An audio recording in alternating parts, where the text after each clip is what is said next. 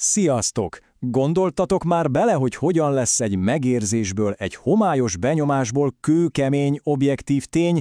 Nos, a mai anyagunkban pontosan erre az utazásra indulunk. Felfedezzük, hogyan jutunk el a puszta érzékeléstől a tudomány precíz világáig, mindezt a mérés erejével.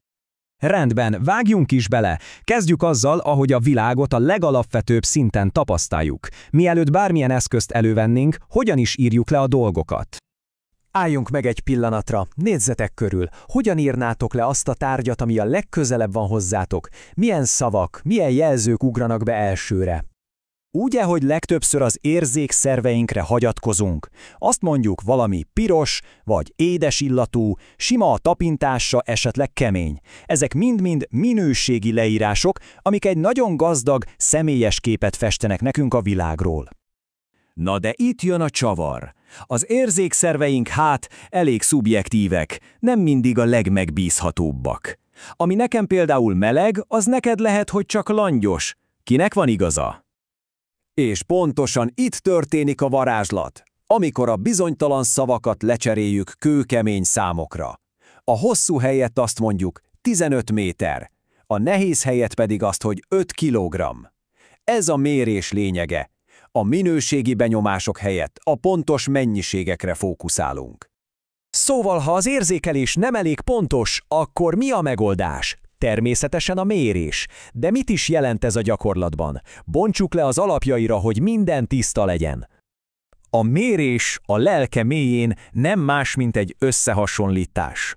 Fogunk egy ismeretlen mennyiséget, és megnézzük, hogy egy közösen elfogadott egység hányszor fér bele. Mindezt persze egy megfelelő eszközzel. Tehát a 3 kulcsfontosságú dolog a mérendő mennyiség, a mértékegység és a mérőeszköz. Oké, akkor nézzük is meg az első és legfontosabb méréseket, azokat, amikkel a minket körülvevő fizikai teret tudjuk leírni. Kezdjük a legegyértelműbbel, a hosszúsággal. Ez az a fogalom, ami segít nekünk megérteni a tárgyak méretét és a köztük lévő távolságot. Tudományosabban fogalmazva, a hosszúság egy olyan fizikai mennyiség, ami a testek kiterjedését vagy 2 pont távolságát adja meg. Az alapmérték egysége a méter, aminek a nemzetközi jele egy sima kis M betű. És igen, a helyesírás itt fontos, méter, hosszú ével. Ehhez pedig elég egy olyan egyszerű eszköz is, mint egy vonalzó. Ha a hosszúság már megvan, akkor egy lépéssel tovább is mehetünk a térfogat felé. Ez nem más, mint az a hely, amit egy test a 3-dimenziós térben elfoglal. A térfogat tehát a térnek az a része, amit egy tárgy vagy akár egy élőlény kitölt. Vagyis ha valami helyet foglal, akkor annak bizony van térfogata. Ennyire egyszerű. A térfogat alapmértékegysége a köbméter, a jele pedig m², vagyis m köb. Ha a folyadékokról vagy szabálytalan formájú testekről van szó, akkor gyakran egy mérőhengert hívunk segítségül. A teret már nagyjából értjük. De mi van azzal, ami kitölti ezt a teret?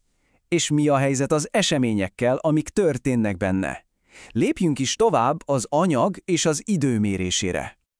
Jöjjön a tömeg! Ezzel a fogalommal azt mérjük, hogy mennyi anyag van egy adott testben. Ez nem ugyanaz, mint a súly, de erről majd talán máskor.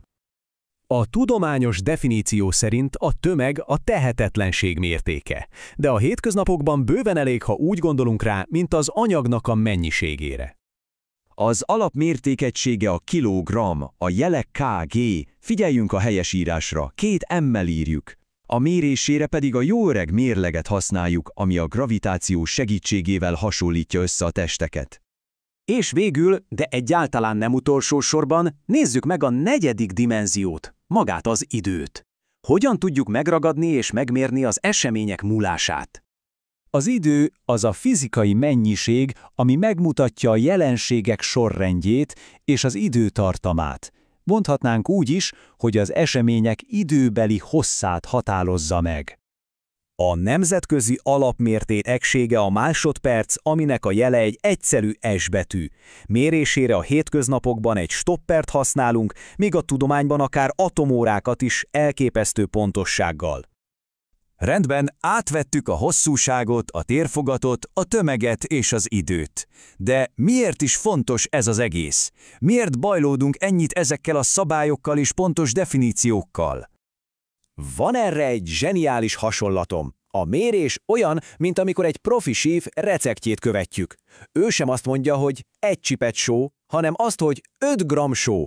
Miért? Mert ez garantálja, hogy az eredmény mindig, de mindig pontos és megismételhető lesz. És ez ugyanúgy igaz egy süteményre, mint egy űrhajó megépítésére. És most ti jöttök, gondolkozzatok el egy kicsit, melyik hobbitok, melyik kedvenc tevékenységetek lenne teljesen lehetetlen a mérés nélkül. Legyen az sport, zene, sütésfőzés, rá fogtok jönni, hogy a mérés ott van velünk mindenhol. Köszönöm a figyelmet!